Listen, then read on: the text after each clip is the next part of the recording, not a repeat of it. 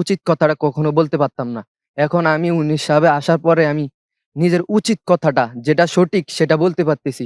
খোঁজ নিয়ে দেখেন এখনো অনেক জুলাই যোদ্ধা মানবতার জীবনযাপন করছে, পঙ্গুত্ব বরণ করছে, কিন্তু তাদের চিকিৎসার দায়ভার সরকার নিচ্ছে না, খোঁজ খবরও নিচ্ছে না। আমার ভোট আমি নিজে দিব, যাকে খুশি তাকে দিব। যে আমাকে বাধা দিতে আসবে আমি তার প্রতি রুখে দাঁড়াবো, কারণ আমি নতুন প্রজন্মের তরুণ। দরজায় করা নাড়ছে ত্রয়োদশ জাতীয় সংসদ নির্বাচন। আসন্ন এই নির্বাচনকে ঘিরে তরুণদের ভাবনা জানতে আমরা আছি হাজীগঞ্জ এবং শাহরাস্ত উপজেলা নিয়ে গঠিত চাঁদপুর ৫ আসনে।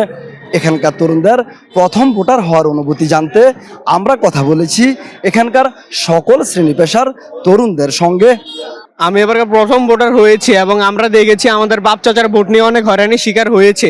তাই আমি চাচ্ছি এবার নির্বাচন সুষ্ঠু হোক এবং আমি নিজে ভোট দিয়ে সঠিক প্রার্থীকে বিজয়ী করব। তাই আমি অত্যন্ত খুশি এবং উত্তেজিত। আমি মনে করি একজন এমপির প্রাথমিকতা পারিবারিক শিক্ষা এবং তার নৈতিক শিক্ষা, সামাজিক মূল্যবোধ ও রাষ্ট্রীয় অবকাঠামো মূল্যবোধ তার থাকা উচিত। আমরা দেখেছি বিগত দিনে কিছু সংখ্যক এমপি পদপ্রার্থী সরকারে প্রতিষ্ঠিত হয়েছেন, তারা বাংলা রিডিংও পড়তে পারেনি। আমরা চাই আমাদের পরবর্তী যে সংসদ নির্বাচিত হবেন আমাদের অভিভাবক, আমরা চাই তারা যেন উচ্চ মানের শিক্ষিত হয় এবং আমাদেরকে সুন্দর শৃঙ্খলাভাবে আমাদেরকে পরিচালিত করেন। আসলে বিগত দুঃশাসনে যে নির্বাচনগুলো হয়েছে সেগুলো আসলে নির্বাচনের ধার ঘেঁষে না।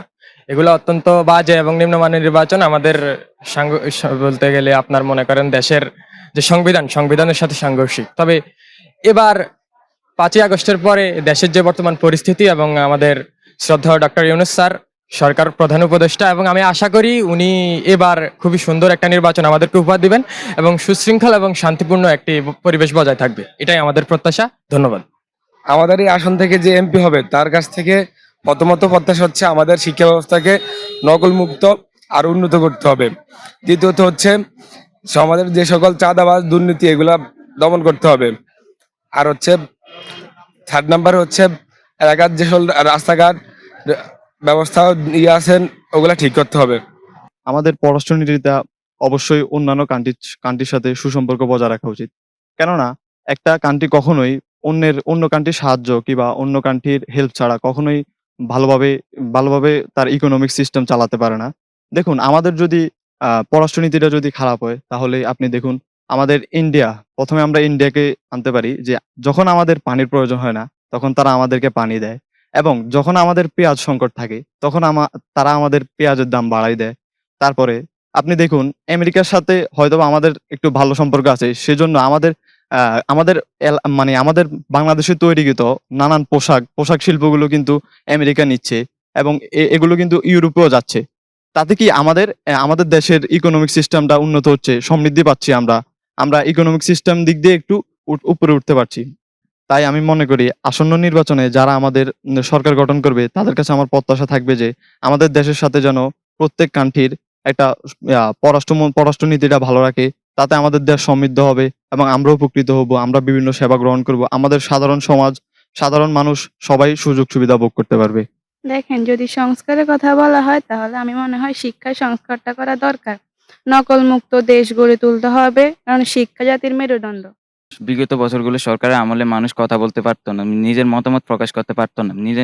এই জুলাই যোদ্ধারা মানুষকে মতামত প্রকাশ করার সুযোগ দিয়েছে। কিন্তু আপনি দেখেন, খোঁজ নিয়ে দেখেন এখনো অনেক জুলাই যোদ্ধা মানবতার জীবনযাপন করছে, পঙ্গুত্ব বরণ করছে, কিন্তু তাদের চিকিৎসার দায়ভার সরকার নিচ্ছে না, খোঁজ খবরও নিচ্ছে না। তাই আমার প্রত্যাশা থাকবে যে সরকার ক্ষমতা আসুক না কেন তারা যেন জুলাই যোদ্ধাদের খোঁজ খবর রাখে, তাদের পরিবারের দায়িত্ব নেয়।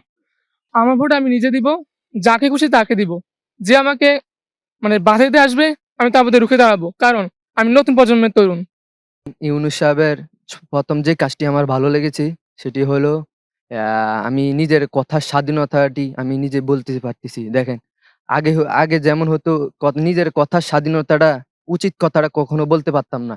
এখন আমি ১৯ সালে আসার পরে আমি নিজের উচিত কথাটা যেটা সঠিক সেটা বলতে পারতেছি।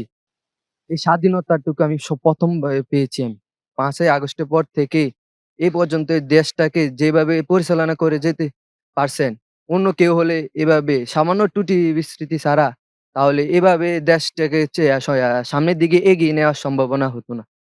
ইউনূস সাহেবের যে ত্রুটিটুকু আমি দেখতে পাচ্ছি, জুলাই আন্দোলনে যারা আহত এবং নিহত হয়েছে, যারা নিহত হয়েছে তাদের তো আর কোনো কিছু করা যাবে না। তাদের পরিবারকে যে প্রাপ্যটুকু, যে টুকু ন্যায্য ইয়াটুকু তাকে দিলে আমার মনে হয় তাদের অনেক ভালো হতো আরকি।